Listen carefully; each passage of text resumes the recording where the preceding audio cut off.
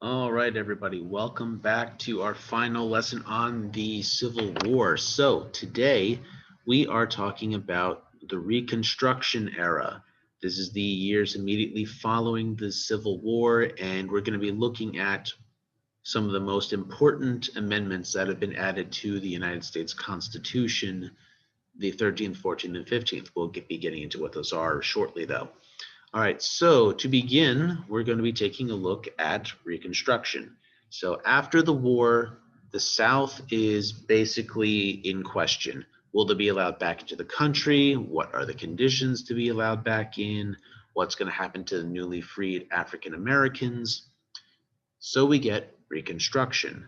You know, as you can tell just by that word alone, it is the rebuilding of something that's been destroyed, and in this case, the South. So, you take a look at the South as a result of the war, two-thirds of their transportation systems are out of commission due to being blown up and things like that. Lots of farmland has been destroyed because of battles, scorched earth policy, like Sherman burning stuff to the ground, all the different battlefields. Also, we're going to have just the agricultural systems just thrown into complete chaos because the labor is gone, with the freeing of the slaves. So now, how are these large farms and plantations and everything going to be worked? So, how is all that labor replaced? All these things are in question now. So, Reconstruction is basically going to do its best to answer these questions with a better result than what there was before the war. All right, so some plans for Reconstruction. President Lincoln, he wanted things to be reasonable, okay? He wanted a policy that's going to reunite the people instead of punishing the South for having risen against the government and everything, which is in opposition to what radical Republicans wanted. They didn't want to be nice. They wanted to basically get a little payback at the South for going into rebellion. They had three goals. They wanted to prevent Confederate leaders from returning to power. Seems reasonable. They wanted to strengthen the Republican Party in the South. And they also wanted the federal government to help the African Americans achieve political equality. So getting them, oh, that's a sound you don't hear too often now. He wanted to get them the right to vote in the South. So these are all things that they wanted. Some of these ideas will go through, some of them not so much, but we're going to see what we can get. So one of the things that's going to come forward is something called the Wade-Davis Bill. This is something that's going to require a majority of adult white males that are former Confederate soldiers to take an oath of allegiance to the Union, saying like they will never rise against the country again, type of deal. States would also hold constitutional conventions to create new state governments. The states' conventions have to abolish slavery and deprive the former Confederate government officials and military officers the right to vote. So if you were in any type of powerful position in the Confederacy, your voting rights will be taken away. This bill was a little too extreme for President Lincoln, so he did nothing with it. He just let it sit on his desk until it died. Right? Just because it was too harsh, it would not be productive in rebuilding the country. Just for that reason, I was like, this is way too much, way too soon. This needs to go away. All right, something that's going to be established is called the Freedmen's Bureau. Basically, this is going to take charge of refugees, so people who have had to leave their homes due to war, the freedmen, the freed African Americans that are no longer slaves. It's also going to take care of land that's been abandoned by its owners, whether they were killed during the war or if they just, packed up and left and never came home. So hundreds of thousands of people are unemployed in the South. They're homeless, they're hungry. Freedmen's bureaus are going to be set up to give food and clothing to the people. Usually it's a lot of extra Army supplies like Army food rations, Army clothing, like pieces of uniform are being used. We're going to see records of like 30,000 rations or 30,000 meals a day for a year being like to help stave off starvation so that people aren't dying in the streets because they can't eat. We're going to see a lot of northern charities are going to be contributing to educating the former slaves. They're going to be helping pay for school buildings, get teachers down south to help educate people, setting up the first colleges to train African Americans. One of which would be like one of the most famous ones would be like the Tuskegee Institute. All right. But of course, there's going to be some bad things that happen. When Lincoln is assassinated, we're going to get Andrew Johnson becoming the president. He's not going to be as good. Let's put it that way. Because, he's going to pardon some of the Southerners, allowing them to be able to get back into political office after the Civil War, during Reconstruction time period. And we're going to see something called the Black Codes getting put into practice. These are laws that a number of Southern states are going to be putting into play to limit the freedoms and rights of African Americans. So requiring them to enter into an annual labor contract, so they have their only jobs they can get are basically manual labor. Children had to do an apprenticeship, and they could be whipped or beaten by, the master of the apprenticeship. So it's like, the apprentice and the master, they're learning a skill from the master. But if they mess up, they can be smacked around for it. Not exactly good. There are certain work hours that they can work between, and that's it. So like if you can, they might only be able to work, 5 a.m. to 6, or 6 p.m. and that's it. No other work hours. And they had to have a license in order to work jobs that were not farming related. These are just a few examples of this. And it was, not pleasant. Right. But some of the good things that are going to happen during this time period start here. We're going to have the 13th Amendment. This basically is the amendment that frees the slaves. And that's it. All right. We're also going to get 1866, the Civil Rights Act of 1866, where Congress is going to do its best to try and override the black codes in the South, trying to get rid of some of those ridiculous laws and rules, granting citizenship to all persons born in the U.S. except Native Americans. So slaves who were born in America are now U.S. citizens. So African Americans could now own property and had to be treated equally in the court systems. Federal government, would also now have the power to sue people who violated these rights. They could go after the states for violating the African Americans' citizenship, their rights as being Americans. All right, 14th Amendment.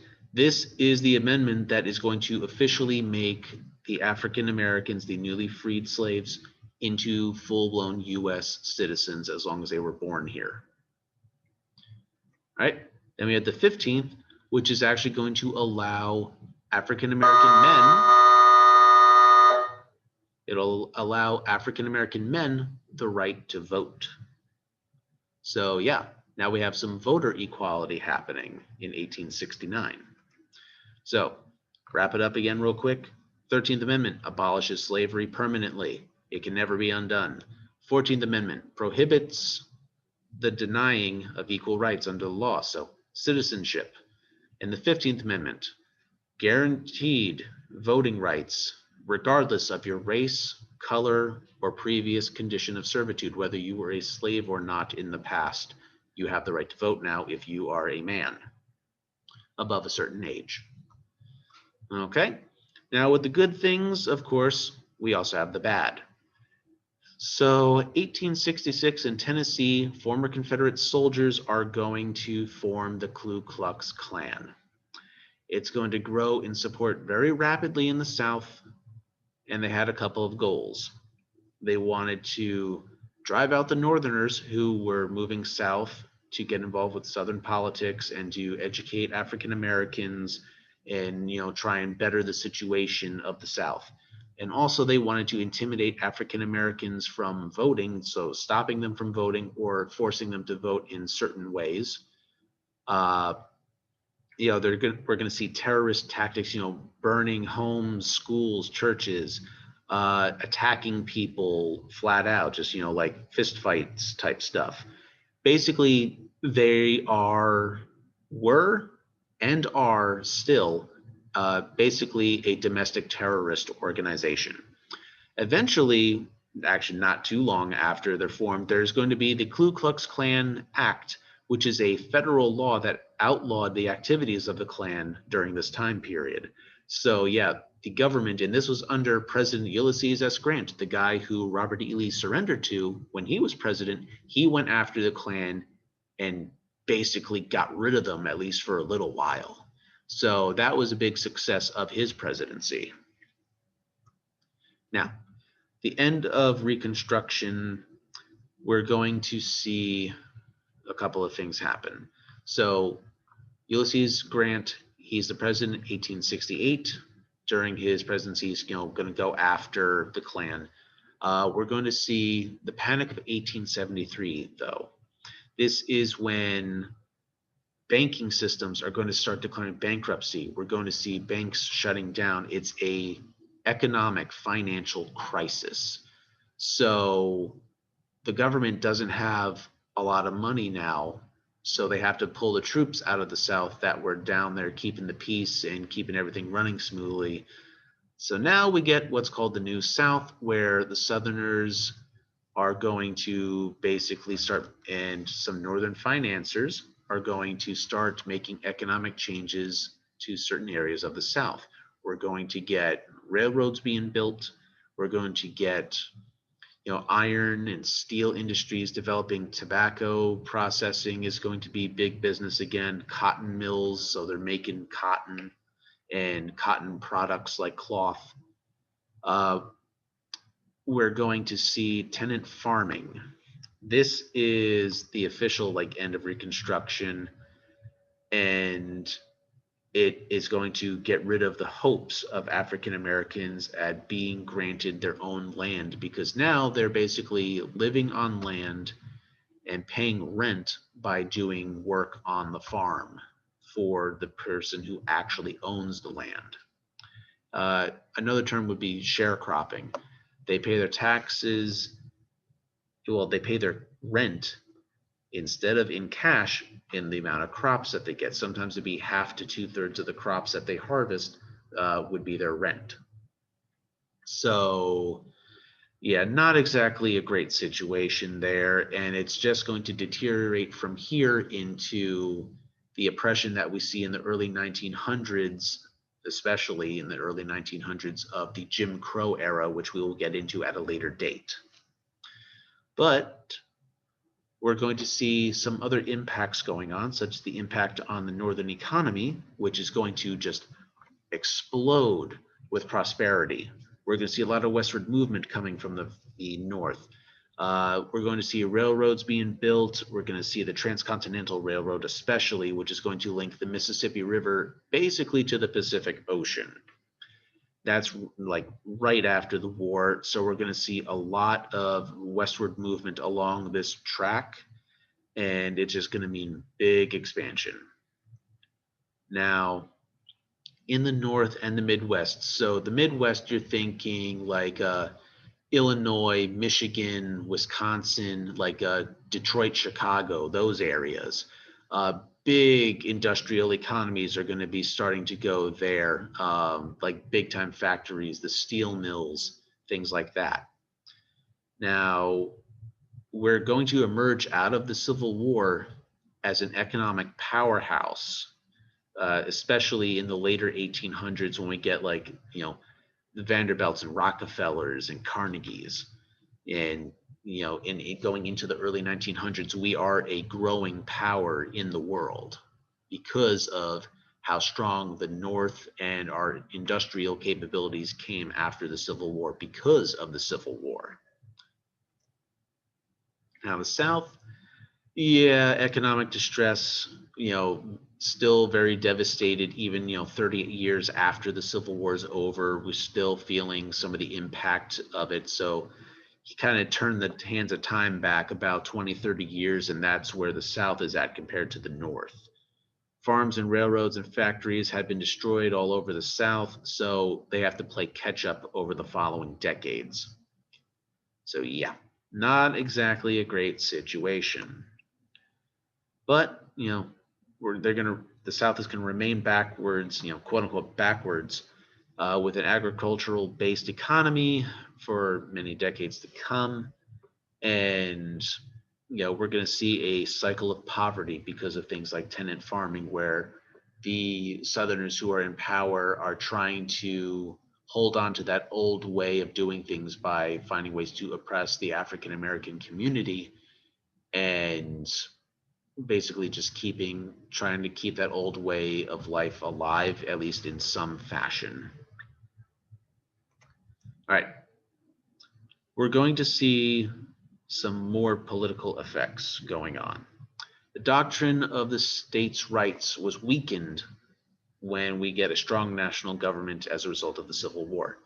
So that whole idea of states' rights is kind of gone by the wayside for the most part. The idea of Lincoln that we are just one nation, not a grouping of individual states, has become the way we view the country. Now, states' rights defenders would find a home in the Democratic Party, which is going to dominate the South basically for the next 100 years. And this is going to be how the Jim Crow era is going to come into existence. The KKK is going to come into existence through the leadership of the Democratic Party from basically the 1860s through the 1960s.